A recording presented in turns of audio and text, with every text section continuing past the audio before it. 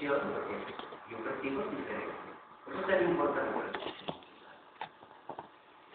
Después las rayitas serían más largas, sobre todo su valor, pero no tan mucho.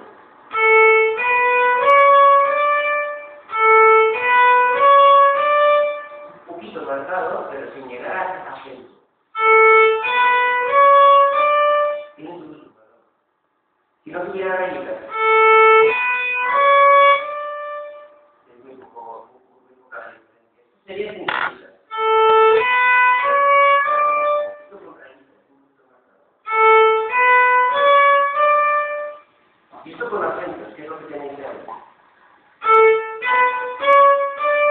Es más parecido a lo que tenemos en los puntos, pero los puntos los cortamos un poco, las rayitas no. Los puntos serían los acentos, es decir, tiene un poco más de valor la nota, le da más valor, pero le doy una casa. ¿Vale? Bueno, lo he hecho un poco para poner un ejemplo de los dos. Ahora me gustaría que vierais una parte. Después, si me da tiempo, lo que podemos hacer es un